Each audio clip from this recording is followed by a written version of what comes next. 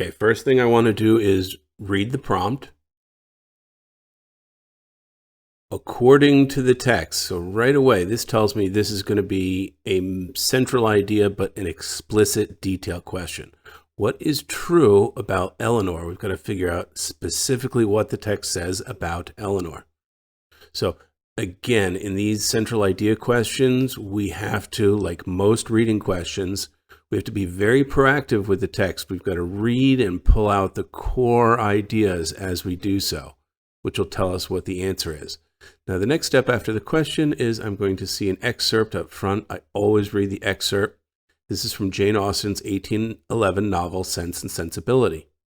Eleanor lives with her younger sisters and her mother, Mrs. Dashwood. Okay, so that gives us a really important backdrop in many cases.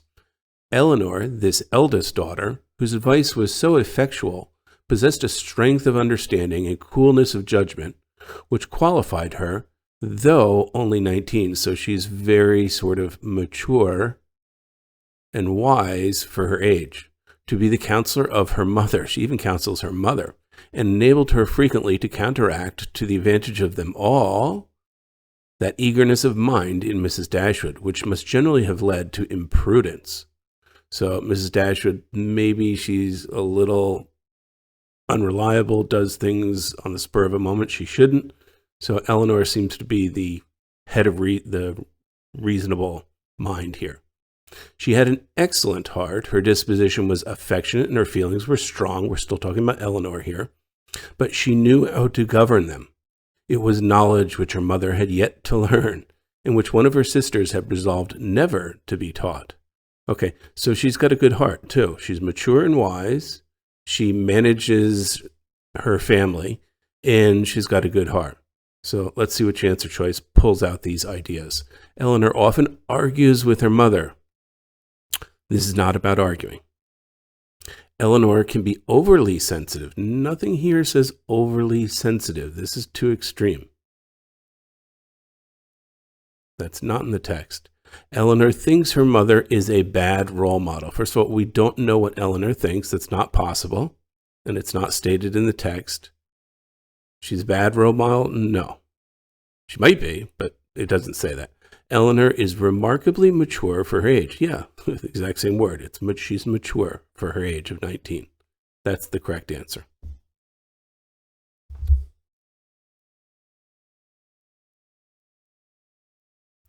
Which choice best suits the main idea? So we're looking broadly for the main idea. Always read the excerpt up front. The following text is adapted from Johanna Spyri's novel Heidi. 8-year-old Heidi and her friend's grandmother are looking at some illustrated books. Heidi had come and was looking with wondering eyes at the splendid pictures in the large books that Grandma was showing her. Suddenly she screamed aloud, for there on the picture she saw a peaceful flock grazing on a green pasture. In the middle, a shepherd was standing, leaning on his crook. The setting sun was shedding a golden light over everything. With glowing eyes, Heidi devoured the scene. So she loved this scene. She screamed, though. Was she scared? I don't think she was scared. She was an excited scream. Something she saw in that picture really excited her, and she had glowing eyes on it. So let's see what answer choice matches. Heidi is upset until she sees a serene image? No, that's not correct. Heidi is delighted and fascinated by an image she sees. Yes, that's it. She's delighted and fascinated. She's devouring the scene with glowing eyes. She has wondering eyes. That's why she screamed. She was so excited by it. Let's just check C and D. Heidi is initially frightened by an image. No, she did not scream because she was frightened. Heidi is inspecting an image in one of Grandma's books because she has never seen a shepherd. No, nothing says she never saw a shepherd before. One can maybe infer that because she was so excited to see it, but we don't know for sure. That's not a valid inference. B is correct. She is definitely excited and delighted by the image she sees. According to the text, so this is going to be a central idea, but an explicit detail. So something specific we need to find from the text. What is one reason some archaeologists are interested in recovering scents from ancient artifacts. Okay. Really? Do ancient artifacts even have scents? All right. I didn't know they could smell. Scent is tightly interwoven with our daily lives, often evoking significant memories and important social events. This connection is of growing interest to archaeologists who hope to use it to better understand ancient rituals, trade, social hierarchies, and medicine. Although the speed at which odor molecules dissipate makes identifying ancient scents challenging, yeah, I thought the scents would disappear by, the time of being ancient. Advancements in biomolecular technology show promise in unlocking ancient aromas from preserved artifacts. Archaeological studies making use of these advancements may provide new insights into past societies. So what is one reason the archaeologists are interested? Because it tells us understanding of their rituals, their trades, their life, maybe their medicine. So A, they're investigating whether people's sense of smell has declined. No, that's not it at all. That's not there. They believe the sense could illuminate important aspects of ancient life. Yes, these are all examples of important aspects of ancient life. B is going to be our answer.